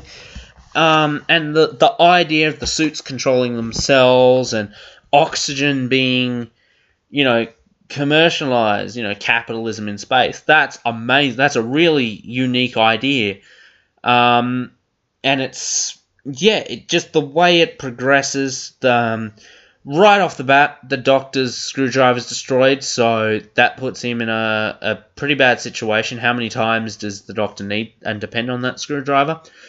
They're in a fucking spaceship where spacesuits can kill you, and like the one thing that can keep you alive in space, and you can't even trust it, as shown by Bill's suit. The Doctor is then blinded, and that's a holy shit moment in itself. And, then Bill dies, and the Doctor still... This is what I'm talking about. Unique ways to end a story. Not just whip out the screwdriver, point it at something, scan a few things, hey presto, it's done. The Doctor has to think in this one. He actually is put through the fucking test. And it's great to see. You don't know what he's going to do. He doesn't have a way out. He is just hoping for the best. He's trying to figure out as he goes, and it puts the Doctor in a really unique position that he was in a lot in the classic series, and it's great to see that return. Because there's not many points where the Doctor is put in a sort of dangerous situation where there's not much he can do. And when he is, it's usually in big grand episodes, not one like this. And then the ending reveal that the Doctor is still blind, that was a holy shit moment. Like, yeah, you knew he was going to get his sight back eventually, but you never know when. But yeah, it was absolutely amazing to see this episode. It was so good. Number 8, Extremis. The only complaint I have about this episode is they're sort of...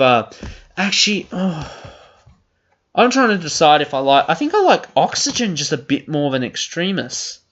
I'm not sure. I'm undecided. We'll call it like a sort of tie from now on, because I don't really have many complaints about Oxygen. Actually, I'm going to say Oxygen is better than Extremis, because the Missy reveal is sort of just... But then I feel like, they knew, everyone knew it was Missy. So they decided to just go, yep, here it is. It's Missy. But, holy shit, the reveal that the entire thing was a simulation, that was mind-blowing. That was insane. Like, a lot of people say that it ruined the episode and that it now makes the episode redundant because everything that happened in it is like a dream, but... No, I think it was really good. It was a really awesome... And a lot of people had issue with the explanation about how the Doctor managed to get the recording out to the other Doctor, but I think it was okay. It was really good. I really liked the episode, but yeah, I think I'll switch Extremis to number 9 and Oxygen to number 8, because now thinking about it, the whole mystery reveal was a bit... sort of thing. I just feel it could have probably been revealed in another episode, like, I think, Live the Land. I didn't really need to reveal it in this one. But anyway, number 7, Under the Lake and Before the Flood. Such a unique episode. This is classic base under siege, Troughton era sort of stuff, I think. Actually, no, I can't even say that. I don't think this would have made a good Troughton episode. Maybe a good Tom Baker, sort of Hinchcliffe era, ghosts in an underwater base. Yeah, I could picture that, but this episode was so good. Especially it seemed to decide to go back in time in part 2, and then that cliffhanger of the Ghost Doctor was like, holy shit. The Fisher King was a bit underutilized, but it doesn't really bug me. It doesn't. It is a bit weird that the Fisher King was killed by water, but I don't know, you'd think that maybe it was the predator of the water, I don't know, but you'd think that maybe he could survive underwater, I don't know. But yeah, it was a really, really awesome story, really creepy. A deaf character, that was awesome. I will just point out the scene with the whole axe thing where the ghost is stalking her. Obviously, she can't hear. That was creepy until she like goes down on the floor to feel the vibrations. Why would you not just turn around? I don't know. I mean, I think turning around would be a lot more effective than going down, feeling, and then having to get back up and run. I'd just look around. Oh, yep, ghost. Okay, run. But regardless, really great episode. With some really effective character deaths. Especially O'Donnell. When I can't remember his name, but the guy who wanted to be with O'Donnell. I can't remember his name, but yeah, that was really good. Really great episode. Moving along. Number 6, Dark Water and Death in Heaven. Brilliant episode. Brilliant two-parter. The whole Cyber Rain thing is a bit weird, but I mean, I'll run with it. The Cybermen are ever evolving and coming up with new... I've just come to the realization that Cybermen are, they're always inconsistent, always doing inconsistent things every time they show up, so...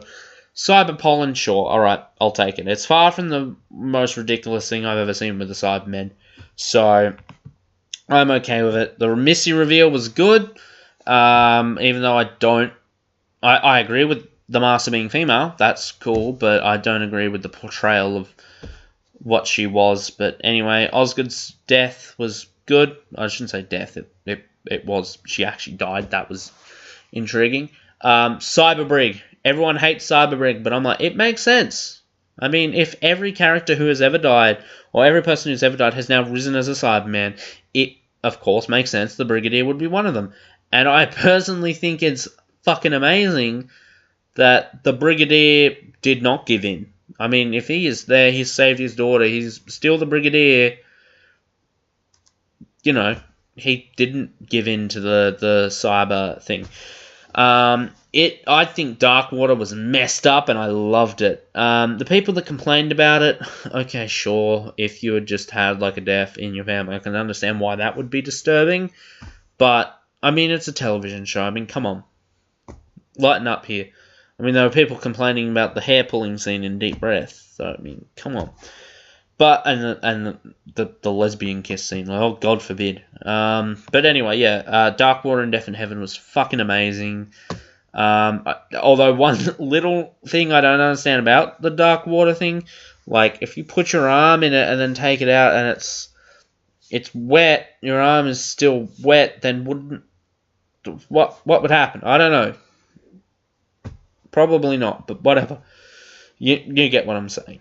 But yeah, it was a really good episode. It wasn't a huge bombastic series finale, but I think sometimes you needed one that's just a little bit, not over the top.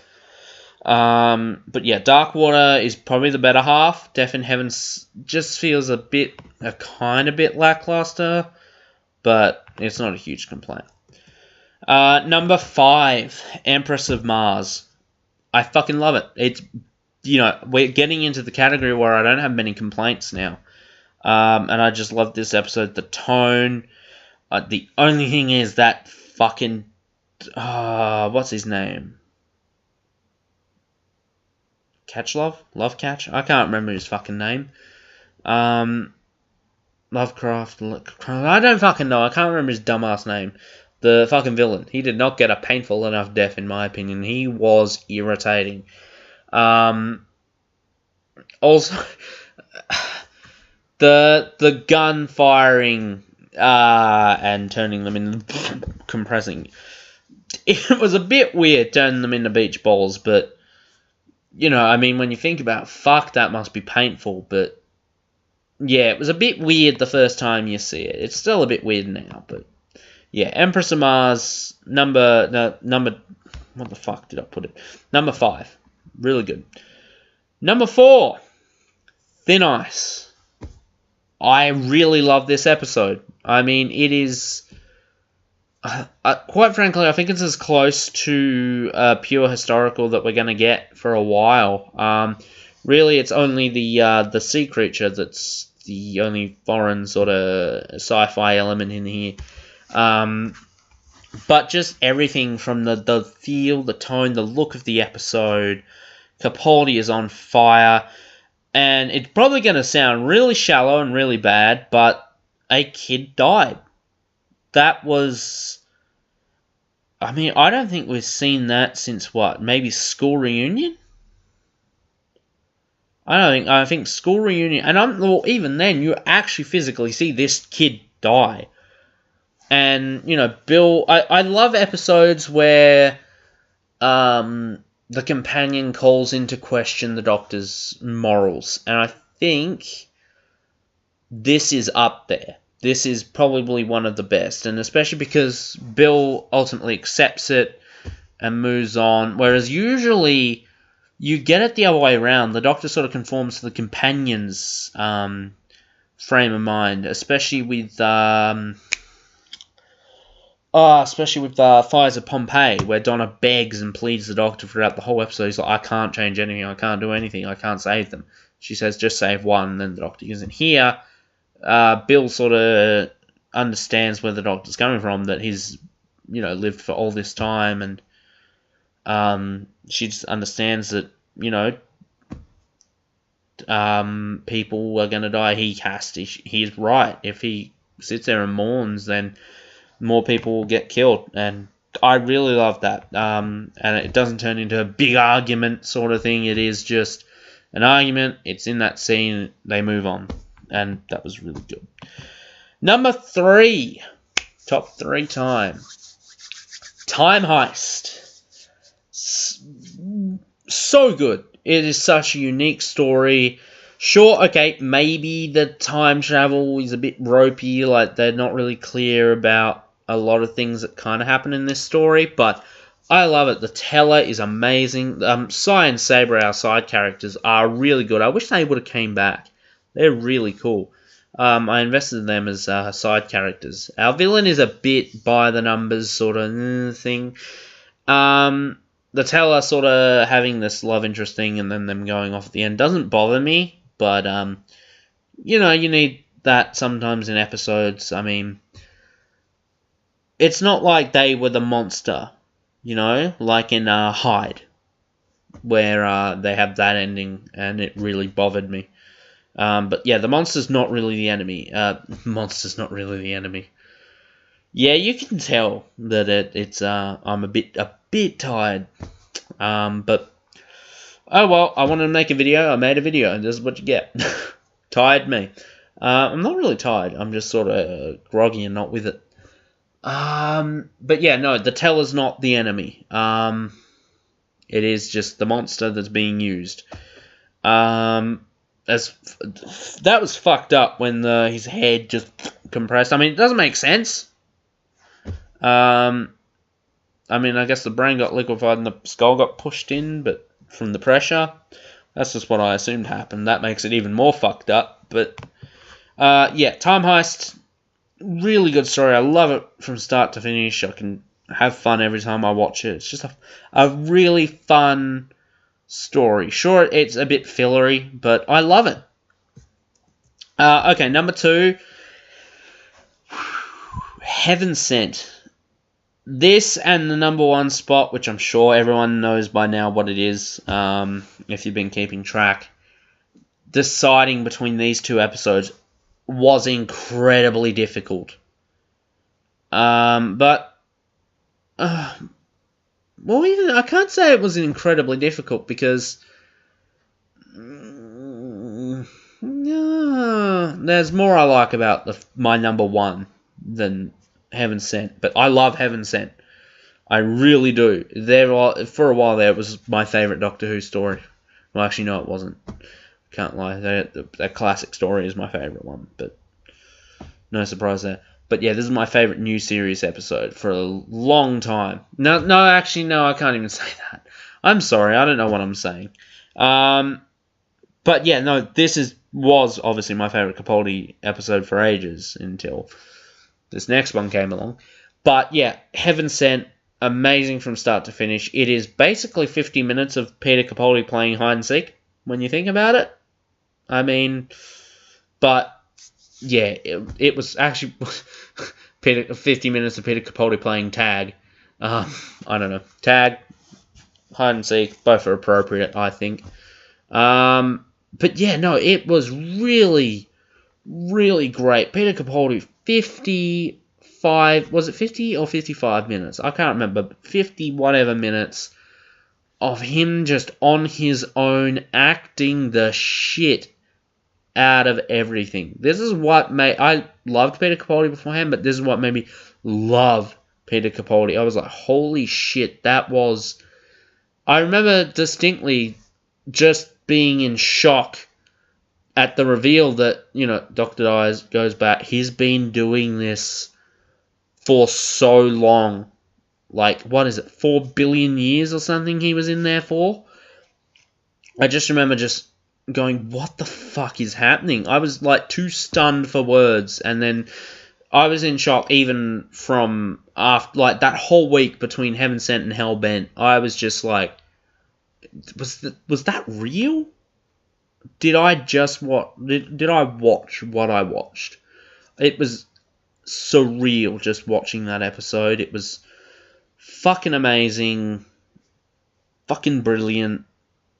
All the fucking words I can use to describe it. It's one of the best. Like, honestly, like,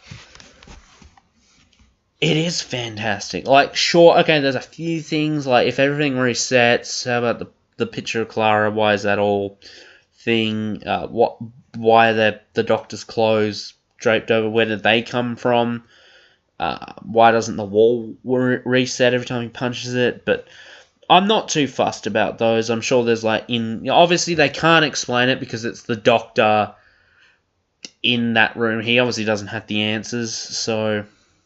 I can understand that. I'm sure there's an explanation, but yeah. And that brings me to number 1. I'm going to try and keep this under 2 hours, so we're at 1:46 now. World Enough in Time and The Doctor Falls. To sum this up, it is the most atmospheric and emotional episode of Doctor Who I've ever seen.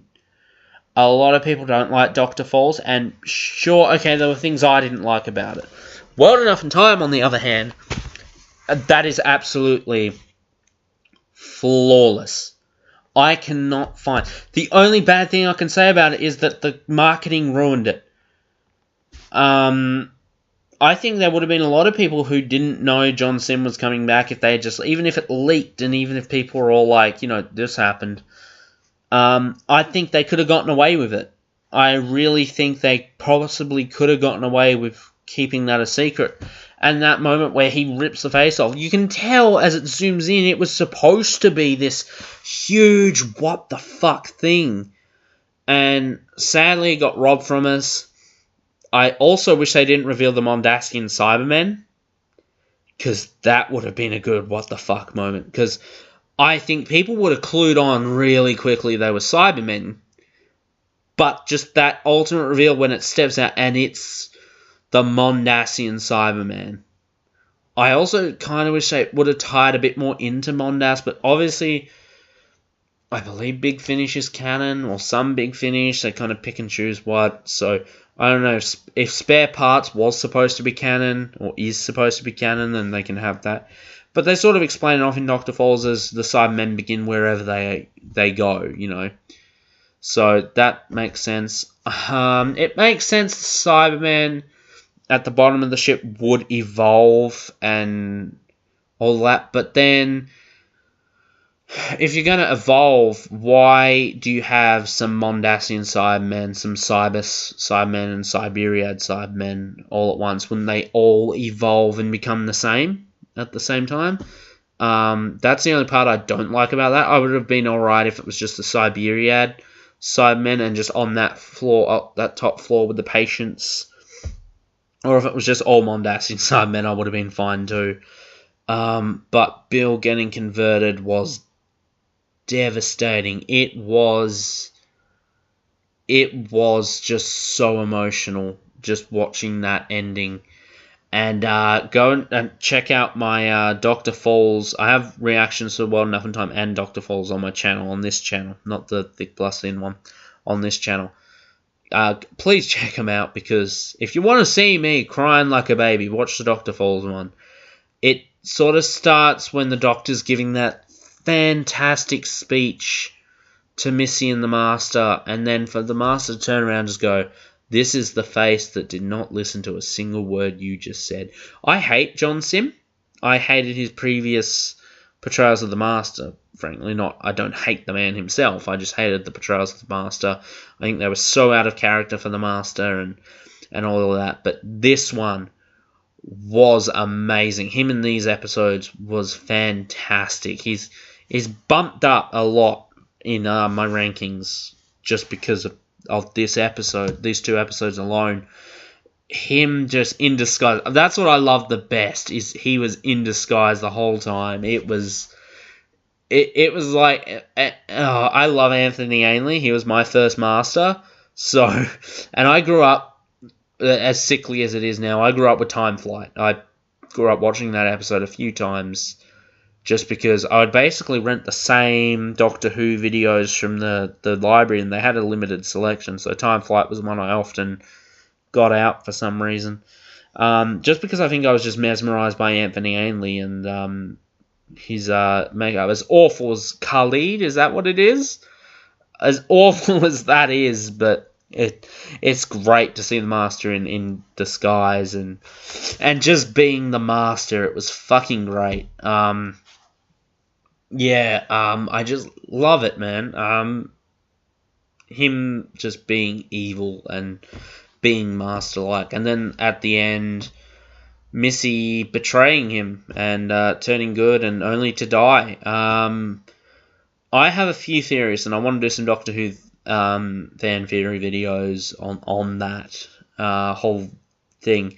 So if you guys are up for seeing that, please let me know. I'd really like to share a few theories with you guys. I also wouldn't be opposed to the Master staying dead for a while. I don't see Chris Chibnall bringing the Master back. Maybe in, like, I don't know, another 8 years. If Doctor Who's still running by then, maybe they'll bring the Master back. I don't know. Maybe even 10. Maybe never. We never know. We'll see. But yeah, the Master, I wouldn't be opposed to them staying dead or the Master coming back. But yeah, you never know with Doctor Who. You never know. And then we get some of the most emotional moments. Basically, when the Doctor's just lying there and he blows the thing up, I was just in tears. And he's there. I thought there'd be stars lying. That was devastating. And then Bill comes along and she's just, just the shot of the broken Cyberman just walking through this battlefield and dropping at the Doctor's knees, and then it just cuts to Bill and she's just in tears, and then fucking Heather. I was gone, man. I have no shame in admitting I cried my eyes out, man. My shirt was just, I think you can even see in the video, just this dark patch around my neck of just tears endlessly flowing, because it didn't let up for a single second. It just punched. It was an emotional roller coaster. I think after this, I'm actually going to watch that episode again. I might even watch this through all of Capaldi, because I have it all on Blu-ray. So, yeah, loved it. Absolutely brilliant.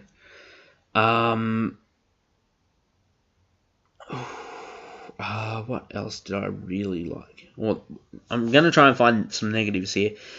Yeah, like I said, Well Enough in Time, I think personally is flawless. I can't find a single thing I did not like about that episode. The kill me bit with the patient sitting there, that was the pain, and all they've done is turn the volume down. That was dark, man. That was traumatic. I loved it. That kind of shows how much of a kind of sick person I am, isn't it? When I'm saying that was traumatic, I loved it. But yeah, I mean, I've got crazy scientist hair sort of going on today, so oh well. I mean, it's 6 in the morning. What do you expect? But yeah, so that just the ending with the first Doctor, that was great before it all went to shit. Bill saying goodbye to the Doctor, and him just waking up. I was like, oh shit, here we go, he's going to regenerate. What's going to happen? Because I think at that point they hadn't shown any trailers, so Twice Upon a Time, they haven't really announced anything about it. So it was like up in the air, was Capaldi in it, was it not? I think they were being a bit vague throughout that whole time. But yeah, it was just an emotional fucking roller coaster from start to finish. It was a beautiful finale. One of the best. If not, I think this might be my favourite New Who episode. I think. I'm not sure. It's tied with something else, I'd say, but you never know. That might be a list for another day. So if you want that, let me know. So yeah, guys, I think that sums up my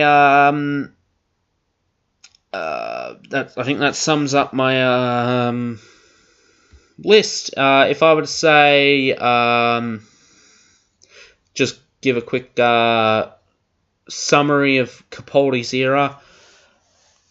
Capaldi himself, amazing, brilliant, one of the best, and if it was based on that alone, probably would be the best.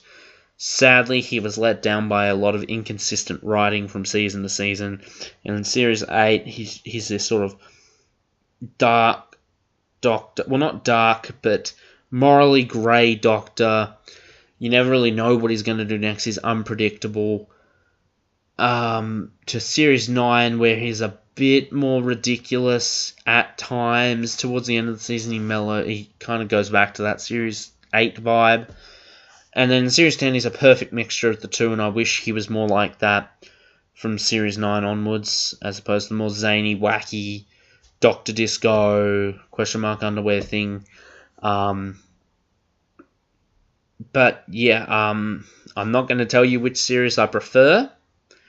I do want to do... That might be the next one. I want to rank the seasons. But yeah, regardless, guys, I think I'll wrap it up there. We've been going on nearly 2 hours now. 35 minutes in 2 hours. Not bad, I guess. I don't know. You tell me. So yeah, guys, I'm really interested. If you guys want to invest the time, please try and make your own lists and let me know, or just give me the top 10 best and worst of Capaldi, or whatever you want to do. Let me know what your opinions are on Capaldi's era. Ultimately summed up as a good yet somewhat sabotaged. I don't want to sound like they purposely sabotaged Capaldi's, but them taking 2016 off was awful. That was really bad, a really poor decision. I really would have liked to see Capaldi carry over to Chibnall and do another season and see what a different writer could have done, because, I mean, I'm not going to lie, I really like Chris Chibnall's work previously on Doctor Who. The only one I don't like is Power of Three. I really don't like that episode, but the other ones are really good, especially 42. I love that. That's one of the most underrated episodes, in my opinion. So it would have been great to see what Chris Chibnall could have done, but oh well. Doctors come, doctors go. But yeah, he had a lot of good stuff. He had a lot of sort of mediocre, and then a lot of bad. It's probably the most balanced between any Doctor, I think. You have sort of the bad section and sort of mediocre, and then the really good. But when he was good, he was really good. Or his episodes, he was always good, save for a few episodes where the writing didn't give him much to do. But mostly he rose above the occasion with bad episodes. I can't really say that about Tennant and Smith. Sometimes they just sort of blend in and don't really stand out, but Capaldi mostly always stood out except for a couple of times. So yeah, guys, let me know what you thought of Capaldi, about his era. If you want, rank the episodes, tell me some of your favorites, tell me some of your least favourites. I want to get a conversation spark going on here with the Doctor Who videos, because I really want to know other people's opinions. They really intrigue me. There'll be times where I'm bored. I just sit there and look at Doctor Who lists and rankings and just hear people talk about it, because it fascinates me to a really strong degree about people's opinions in the show. And yeah, so let's spark up some conversation. Let me know. Yeah, if you have any other suggestions for videos you'd like to see, please let me know. And a quick thing, I've already announced it over on my Facebook, but for people living in Tasmania and who are going to MyCon 2018, I'll be doing a Doctor Who panel. Can't really talk too much more about it, but I have announced it over on Facebook. It'll basically be about how to get into the classic series. I'll be doing some recommendations for each Doctor. Just a few episodes to watch from each Doctor's era. And, I think I'm going to be doing 10 episodes per Doctor, talking about why you need to watch these ones and why you should watch them. And then from there, you could further explore that Doctor's era. Because to get into the classic series, it's fucking hard, because just there's so much of it. So I can understand not many people are going to be like me and want to watch through the whole show's history. But, to each their own. I personally think everyone should watch through all of Doctor Who's history, even the shit episodes. But, that's me. Anyway, guys, so, if you're in Tasmania, specifically Launceston, please come along to MyCon. It's September 22nd. Yep, September 22nd this year. Please come along. I think I'm earlier in the day. I'm not sure. I have to think. But please come along. It's great fun just to see so many people in cosplay. It's fantastic. So if you live in the area, please come along. Have a fun time, and if you're interested, please come along to the panel. There's a lot of good shit happening on the day. So I think that'll be me, guys. Again, please spark some conversation in the comments. Please like, comment, subscribe, share, all that cool shit. And I'll see you guys in the next video. Till then, take care. Farewell.